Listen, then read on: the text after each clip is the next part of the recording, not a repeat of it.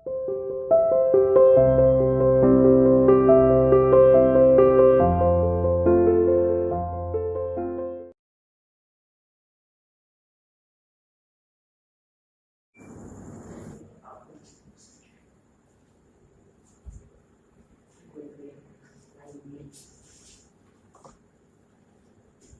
morning students, how are you? You are welcome to CR International Online Classes।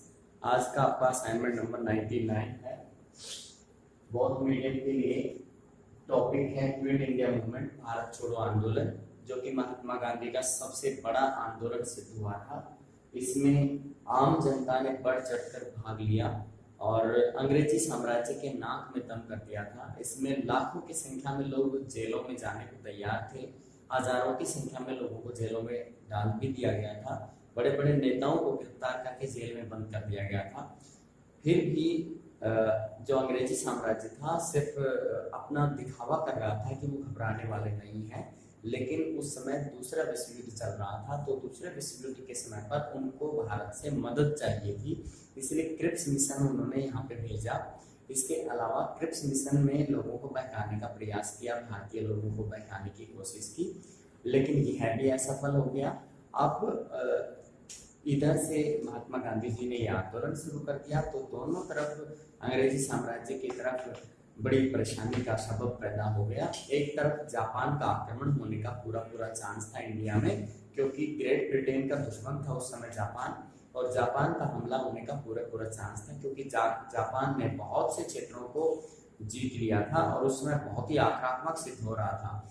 इसमें हम ये देखेंगे कि जो भारत छोड़ो आंदोलन है उसकी कार्यप्रणाली, सिर्फ उनका मकसद, जो उद्देश्य था वो सिर्फ यही था कि अंग्रेजों भारत छोड़ो। अंग्रेजों के लिए यहाँ रुकने का कोई विकल्प उनके लिए नहीं रखा गया था। और मतलब हमारे अपने देशवासी लोग स्वाभिमानी तरीके से अपनी खुद की संविधान सभा बनाना चाहते थे, संविधान बनाना चाहते थे, संविधान को लागू करना चाहते थे, और किसी भी तरह की कोई दिक्कत या परेशानी जो भी उन्हें उठानी पड़े उसके जोखिम को उठाने के लिए भी तैयार थे। अगर उन्हें सारी दुनिया भर के संविधानों का अध्ययन करना पड़े तो भी वो करने को तैयार थे। महात्मा गांधी ने इस जोखिम को भी उठा लिया था। इसमें जो क्विट इंडिया मूवमेंट है यह 8 से 9 अगस्त 1942 को ये स्टार्ट किया गया, और इसका जो प्रस्ताव था यह कलकत्ता के अधिवेशन के अंदर इसका डिसीजन लिया गया। और जब ये आंदोलन स्टार्ट हो गया तो इसमें बहुत बड़ी बड़ी चुनौतियां अंग्रेजी साम्राज्य के सामने आई। जैसे इस समय प्रति सरकारों का गठन कर दिया गया था। प्रति सरकार होती है जैसे एक सरकार ऑलरेडी पहले से काम कर रही है, और अगर उसी समय उसी जगह पर कोई दूसरी सरकार का गठन वहां पे कर दिया जाता है और उसकी बातें नहीं मानी जाती है जो पहले से सरकार चल रही है, तो वो प्रति सरकार कहलाती है। तो हमारे अपने देशवासियों ने, जो हमारे यहाँ के भारतीय लोग थे, उन्होंने दो जगह पे प्रति सरकारों का गठन किया। एक तो सतारा महाराष्ट्र के अंदर और एक मेदिनीपुर वेस्ट बंगाल के अंदर। और प्रति सरकार के गठन से अंग्रेजी सरकार घबरा गई, भारतीय लोगों में जोश पैदा हो गया। और यह सबसे बड़ा जन आंदोलन इसलिए भी कहा जाता है क्योंकि इसने अंग्रेजी साम्राज्य की जड़ें हिलाकर रख दी, और अंग्रेजों को अब पूरा आभास हो गया था कि अब वो यहाँ पे मतलब उनका प्रशासन नहीं चलेगा और अब उन्हें यहाँ से जाना होगा। इसके बाद कैबिनेट मिशन इंडिया आता है। कैबिनेट मिशन में हिंदू के जो एक तरह से राष्ट्रीय संगठन जो कि माना जाता था कांग्रेस, और दूसरी तरफ मुस्लिम लीग के साथ में समझौता कराने की कोशिश की। भारत पाक विभाजन की अंतिम रूप से मंजूरी भी कैबिनेट मिशन की ही देन थी। और इस प्रकार ये जो आपका टॉपिक है इसको इस तरीके से स्टार्ट करना है। क्विट इंडिया मूवमेंट में it was started on August 1942। ये अगस्त 1942 में शुरू किया गया।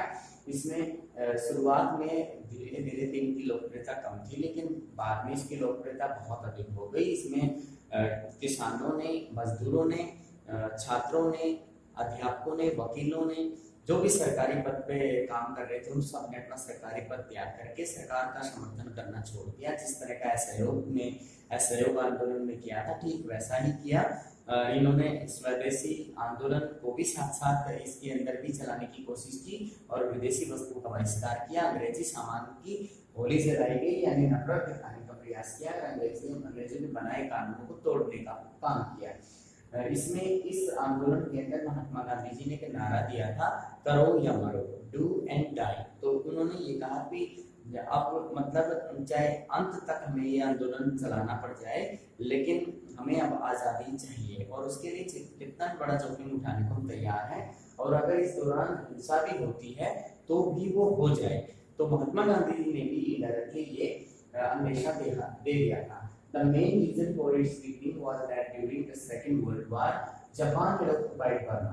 इसके शुरू होने का जो मेन कारण यही था कि जापान बर्मा पर अपना कब्जा कर चुका था। बर्मा हमारा पड़ोसी राष्ट्र है और धीरे धीरे उसकी सेनाएं इंडिया की तरफ आ रही थी, तो ऐसा लग रहा था कि ब्रिटिशर्स को कि ये इंडिया पर भी हमला करेगा।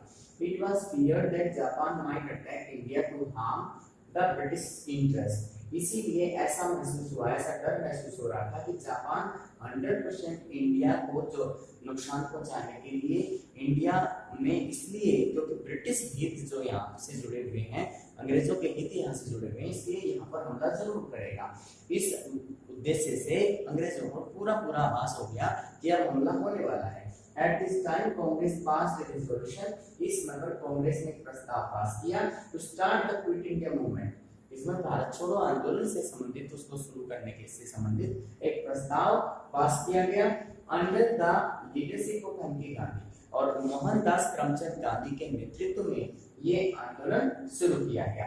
Beginning and progress of movement. शुरुआत में इसके आंदोलन की गति थोड़ा धीमी रही, लेकिन बाद में शहरों में, देहात के इलाके में, ग्रामीण हल्के में इसकी लोकप्रियता बहुत तेजी से बढ़ती चली गई, और इस आंदोलन में हजारों लाखों की संख्या में लोग जुड़ते चले गए, और पूरा भारत जो है जन आंदोलन की लोकप्रियता में मशहूर हो गया, और इसकी विदेशी पत्रिकाओं के अंदर भी इसकी चर्चा बढ़ चढ़ करके की जाने लगी। इससे आम जनता के अंदर राष्ट्रवाद का मैसेज दिया, राष्ट्रीय एकता मजबूत हुई।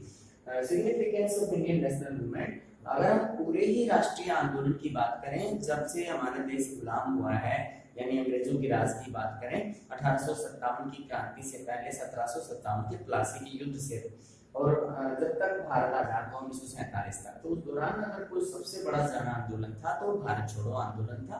इसमें सबसे अधिक वर्गों के लोगों ने, यानी लगभग सभी वर्गों ने इसमें हिस्सा लिया, सभी धर्मों के लोगों ने हिस्सा लिया, इसीलिए इसको जन आंदोलन कहना ज्यादा उचित है। Soon after there were slogans of Quit India all over the country. शुरुआत में कुछ ही लोग भारत छोड़ो नामक नारे का इस्तेमाल कर रहे थे, लेकिन धीरे धीरे ये नारा लोकप्रिय हो गया, पूरे देश के अंदर फैलता चला गया। इसमें सेना में भी और हमारी जो पुलिस में जो लोग जवान लगे हुए थे, भारतीय जवान, उन्होंने भी इसको अपना लिया। Quit India movement was mass movement. Bharat छोड़ो आंदोलन एक जन आंदोलन था, which had participation of lakhs of ordinary people। इसमें लाखों की संख्या में सामान्य लोग बढ़ चढ़ करके भाग ले रहे थे। इस प्रकार ये आपका टॉपिक जो है कंप्लीट होता है। इसमें क्विट इंडिया मूवमेंट का जो है ये सबसे ज्यादा महत्वपूर्ण टॉपिक है, महात्मा गांधी जी से रिलेटेड है। महात्मा गांधी जी का अगर कंट्रीब्यूशन लिखना होता है तो जैसे सविनय अवज्ञा आंदोलन के बारे में हम बताएंगे, असहयोग आंदोलन के विषय में बताएंगे, भारत छोड़ो आंदोलन, खिलाफत आंदोलन और गोलमेज सम्मेलन, इन सब के बारे में हम बता सकते हैं। तो उसमें अगर हम भारत छोड़ो आंदोलन के इम्पैक्ट को ना पढ़ें तो वो अधूरा रह जाता है, इसलिए ये सबसे ज्यादा महत्वपूर्ण है। और इसका असर इतना अच्छा रहा कि इसके समाप्त होने के कुछ ही समय के बाद और भारत को आजाद करने पर अंग्रेज लोग मजबूर हो गए, क्योंकि उनके आर्थिक हालात भी अच्छे नहीं थे, और वहाँ पे लेबर पार्टी की गवर्नमेंट थी जो भारत को आजादी देना चाहती थी। तो जो भारत छोड़ो आंदोलन के अंदर लोगों के अंदर एकता के भाव विकसित हुए, और हमारे देश को जो राष्ट्रीय रूप से एकता का स्वरूप, अखंड स्वरूप मिला है, तो कहीं ना कहीं इस भारत छोड़ो आंदोलन का ही देन माना जा सकता है। धन्यवाद।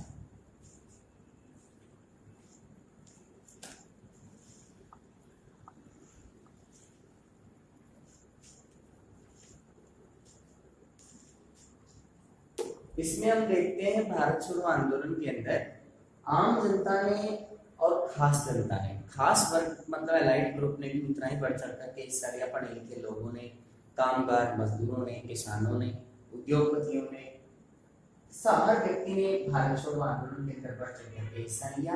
और भारत छोड़ो आंदोलन से सीख लेते हुए ब्रिटिश साम्राज्य ने भारतीयों को आश्वासन दिया कि वो शीघ्र ही भारत को आजाद करेंगे और भारत के लिए एक संविधान सभा का निर्माण करवाएंगे, उसमें मदद करेंगे, संविधान के निर्माण में मदद करेंगे और भारत एक स्वतंत्र देश होगा। और इस तरीके से जैसे कैबिनेट मिशन योजना को यहाँ पे भेजा गया। फिर उसके बाद में लॉर्ड माउंटबेटन जो योजना के तहत भारत को आजादी 15 अगस्त 1947 को दी गई।